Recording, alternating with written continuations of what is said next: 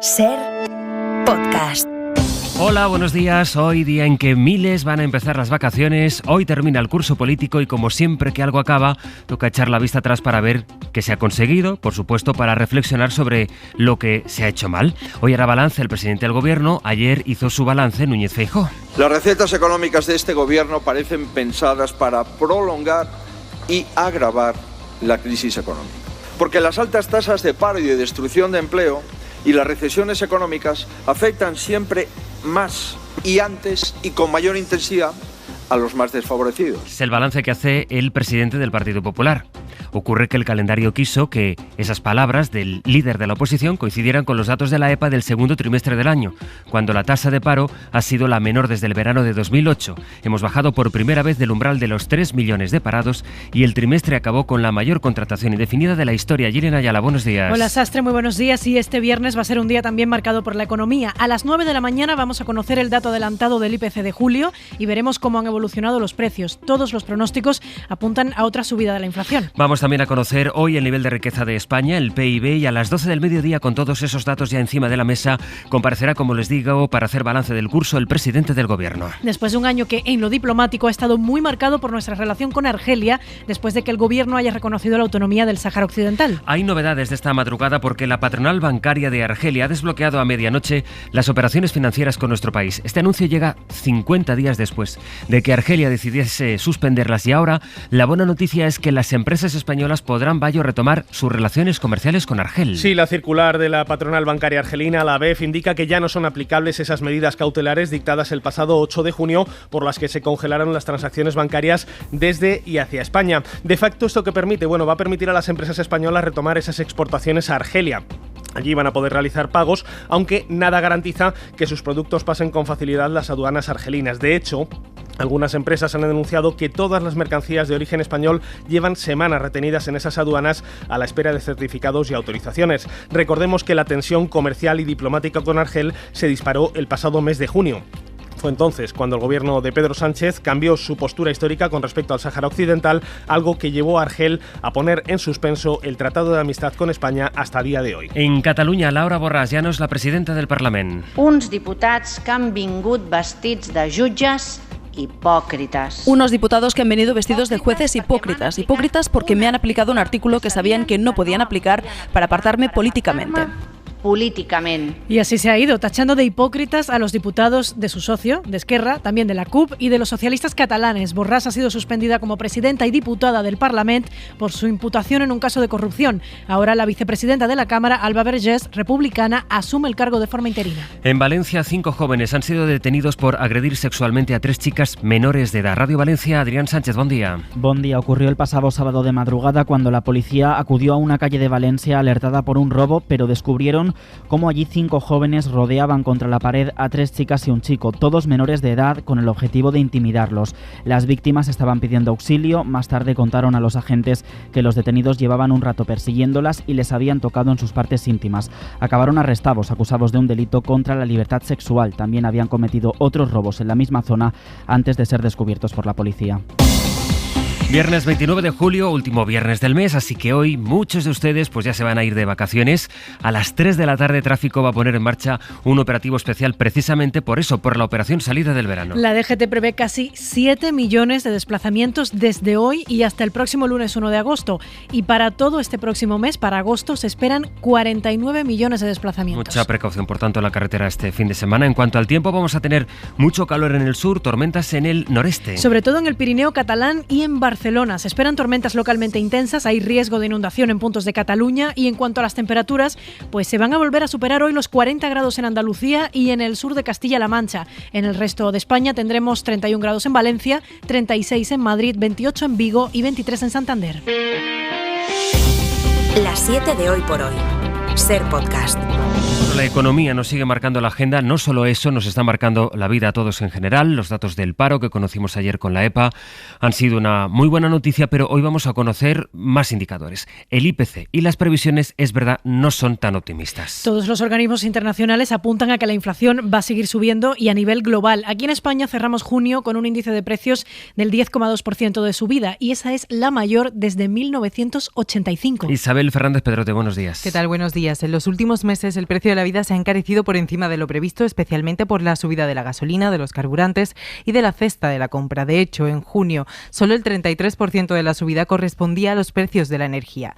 En junio se rompió el anterior máximo registrado, el de marzo, que fue del 9,8%. Desde el mes pasado, la inflación ya tiene doble dígito, subió 1,5 puntos en solo un mes. En mayo la inflación había subido hasta el 8,7% y en abril al 8,3%. En términos mensuales, los precios subieron cerca de un 2%.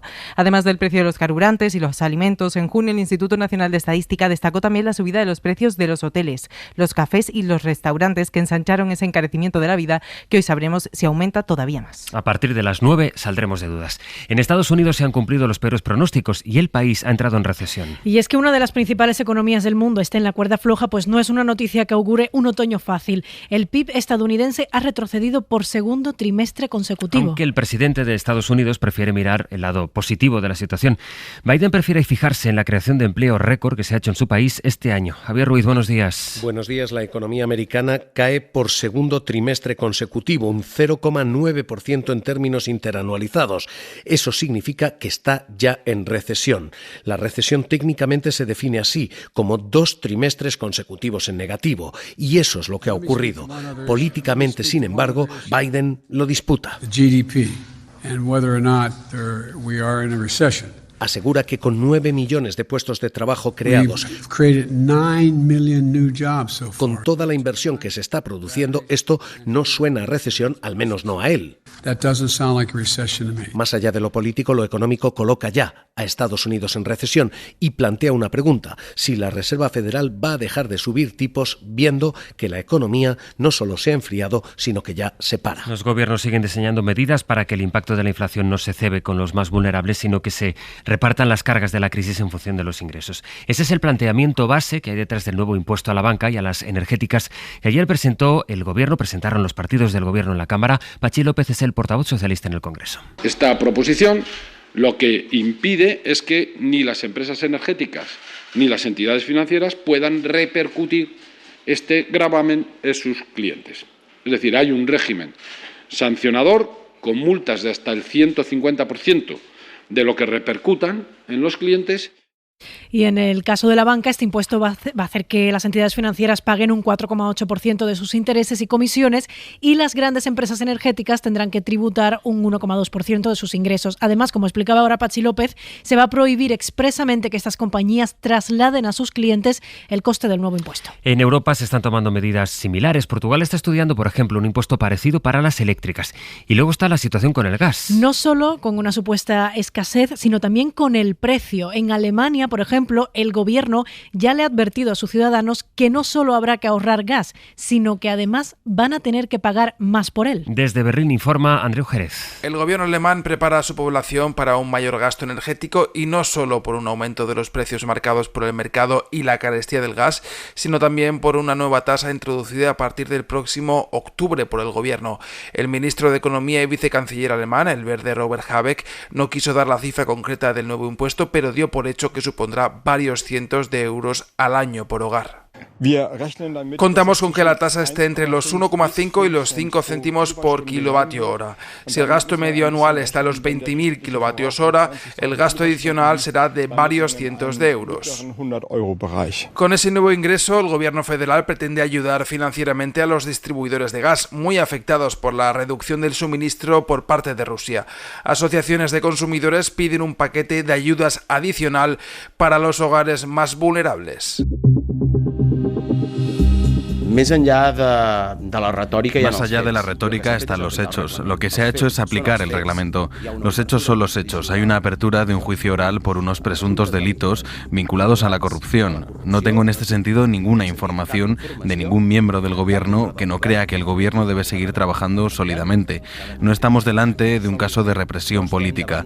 Estamos delante de un caso de corrupción y de una aplicación de las previsiones de un reglamento que existen desde hace 5 años. Que existeixen des de fa 5 anys. Los hechos son los hechos, decía el presidente de la Generalitat, Pere Aragonès, sobre la suspensión de Laura Borràs como presidenta del Parlamento de Cataluña. Aunque más allá de la causa judicial que tiene pendiente Borràs por prevaricación, por supuesta falsedad documental, su situación política ha abierto un nuevo cisma entre los socios del gobierno, o sea, entre Esquerra y Junts. Ella es de Junts y su suspensión y por su suspensión, la ha sustituido la vicepresidenta de la Cámara, que es de Esquerra. Por tanto, ahora los republicanos tienen la presidencia del Govern y también del Parlamento. A lo que se suman las discrepancias entre los dos partidos por el acercamiento de Esquerra al gobierno de Pedro Sánchez. Son todos esos elementos que percibe la sociedad catalana y que, a juzgar por los resultados del CEO, el CIS catalán, está alejando a los catalanes del independentismo que defiende su gobierno. Por ejemplo, más de la mitad dice estar ahora en contra de la autodeterminación. Barcelona, Sergi López, buen día. Hola, buen día. El no a la independencia se sigue consolidando. Tiene a día de hoy un 52% de apoyo, según esta encuesta del CEO. Es el valor más alto contra la separación de Cataluña desde febrero del 2015. El sí a la independencia se sitúa en el 41%. Además, la mayoría independentista en el Parlamento, si hubiera elecciones, no estaría clara. De hecho, las elecciones las ganarían los socialistas, con 42 diputados. Esquerra, en el mejor de los casos, llegaría a 37 y Junts no llegaría a 30. También destaca un ascenso del PP en detrimento de Vox y de Ciudadanos. Y hablando de Cataluña, a raíz de uno de los compromisos que adquirió el Gobierno con la Generalitat en la mesa de diálogo de esta semana, que era precisamente fomentar el uso de las lenguas cooficiales españolas en las instituciones europeas, nos hemos preguntado qué antecedentes hay y cómo han terminado debates similares en el Parlamento Europeo. Nos vamos pues a Bruselas. Corresponsal comunitaria Griselda Pastor, buenos días. Hola, buenos días. El tema no es un desconocido para el Europarlamento, donde la primera petición oficial llegó en el 2004 y de la mano del presidente Zapatero. Lo que España pedía era que se pudieran usar todas las lenguas cooficiales en los plenarios de la Eurocámara. Pero el vicepresidente primero del Partido Popular, Alejo Vidal Quadras, optó por bloquear esta propuesta. Se ha vuelto a plantear en muchas ocasiones porque es una bandera algo arrugada del independentismo en su época pragmática, pero la última vez fue en el 2017 y antes del referéndum de independencia, cuando otro vicepresidente también del Partido Popular Español, en este caso Valcárcel, dijo que le parecía legítima la demanda y que el Parlamento haría lo necesario si no se presentaba como arma arrojadiza de los independentistas. Esta era la situación hoy, hace 5 años, conscientes todos de que este es un tema que requiere un cierto consenso a nivel español, porque en Bruselas hay quien no acaba de entender que se pida a nivel europeo lo que no se está aplicando en el Congreso. Por cierto, el juez que investiga el caso Pegasus por el espionaje al presidente del Gobierno, a varios ministros, ha citado a declarar como testigos a los responsables de Interior y de Defensa,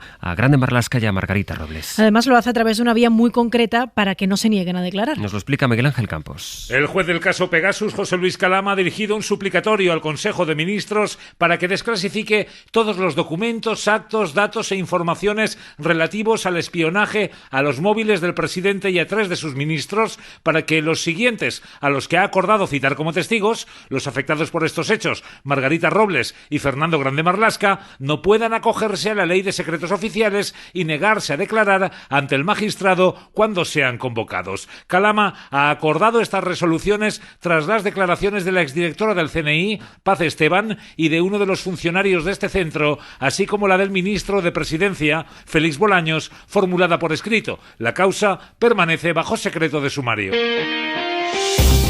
Las 7 de Hoy por Hoy. Ser Podcast. De la crónica de los tribunales, la justicia, en concreto el Tribunal Supremo, se ha puesto del lado de los riders, de los repartidores de comida a domicilio, porque ha reconocido que los sindicatos sí son actores legítimos para demandar a Uber. Está por un presunto despido improcedente. Pedro Jiménez. El Supremo anula la sentencia de la Audiencia Nacional y sostiene que reconocer legitimación a UGT y comisiones implica conjurar un peligro cierto de indefensión de los riders. La Sala explica que en el ámbito de un despido colectivo de hecho, como le llama, en la que no consta la existencia de representación legal de los trabajadores, como ocurre con esta empresa, parece lógico concluir que los sindicatos más representativos poseen legitimación para demandar y sostener la ilegalidad de la decisión empresarial. Afirmar lo contrario supondría no solo vaciar de contenido el derecho a la tutela judicial efectiva, sino desvirtuar por completo las exigencias legales del despido colectivo, porque la decisión de la empresa devendría irrevocable. Y el Ministerio de Educación finalmente ha empezado a negociar la reforma de la carrera de profesor y también la formación formación que tienen que recibir los docentes. La primera reunión ha sido con los decanos de las facultades de educación y el resultado lo cuenta De la Molina. La conferencia de decanos plantea al Ministerio 4 acciones urgentes. La primera, la actualización de los currículos, lo que estudian los aspirantes a profesor de infantil, primaria y el máster de secundaria. La orden que regula esos contenidos tiene ya 12 años y los decanos advierten de que si no se renueva antes de final de año estarán otra década con un currículo desfasado. También piden que se aumente el grado de experimentalidad de la carrera de magisterio, hacerla equivalente, por ejemplo, a la de medicina. Eso permitiría una enseñanza más personalizada en las facultades a los futuros docentes. Regular las prácticas. Ahora mismo no hay nada que fije qué condiciones tienen que tener los centros o los tutores que supervisan esas prácticas, una tarea fundamental y tampoco reconocida que acaba cayendo paradójicamente en los profesores con menos experiencia. Y una última propuesta, un examen de acceso para ser docente como el que ya se hace en Cataluña y Baleares, que certifique conocimientos básicos y capacidades como la vocación o la comunicación. El Ministerio de Educación ha citado a los decanos a otra reunión en el mes de septiembre y también planea convocar para entonces a los sindicatos de profesores. De la crónica internacional, la noticia es la conversación entre Biden y Xi, el presidente chino, que le avisó de que no juegue con fuego sobre Taiwán. Ángel Villascusa. 2 horas y 17 minutos ha durado esa conversación entre Biden y Xi Jinping, una llamada telefónica que la Casa Blanca ha resumido en un par de párrafos con una única referencia a Taiwán al final y en la que Estados Unidos reitera que su posición sobre esa isla, que China considera su territorio, a pesar de que es independiente de facto desde hace más de 70 años, no ha cambiado. El presidente Biden, dice el documento, se opone a cualquier esfuerzo unilateral para cambiar el status quo o socavar la paz. La agencia de noticias oficial china se explaya algo más y cuenta que Biden le ha dicho a Xi Jinping, además, que Estados Unidos no apoya la independencia de Taiwán. China, además, lanza una advertencia y dice que quienes juegan con fuego perecerán en él. Esto se interpreta en relación a la posible visita de la presidenta del Congreso de Estados Unidos, Nancy Pelosi, a Taiwán, prevista para este mes de agosto, y que China ha rechazado con vehemencia, incluso con una respuesta militar. En Ucrania, los primeros barcos cargados de cereal podrían salir de los puertos de ese país hoy mismo. Laura Prieto, buenos días. Buenos días, Astre. Aún tendrán que acordar cómo se inspeccionará el cargamento o la ruta exacta que seguirán los barcos. Pero en palabras del jefe humanitario de la ONU, hoy con suerte podría empezar a salir de Odessa el cereal ruso. Todo ello es lo que están debatiendo Rusia y Ucrania en el Centro de Coordinación de Estambul, que se inauguró este miércoles. A poco de que se ultimen estos detalles, Ucrania asegura que ya tienen varios barcos preparados. Mientras tanto, en Ucrania continúa la guerra. Zelensky asegura que ayer Kiev volvió a ser atacada y que se registraron varios bombardeos en Mykolaiv, al sur del país. Allí Ucrania está contraatacando y, según algunos analistas, podría coger ventaja a un ejército ruso que está cada vez más al límite de sus capacidades. Suscríbete a las 7 de Hoy por Hoy. Todos los episodios y contenidos adicionales en la app de Cadena Ser y en nuestros canales de Apple Podcast, Spotify, iVoox, Google Podcast y YouTube. Escúchanos en directo en la Ser de lunes a viernes a las 7 de la mañana. Cadena Ser. La radio.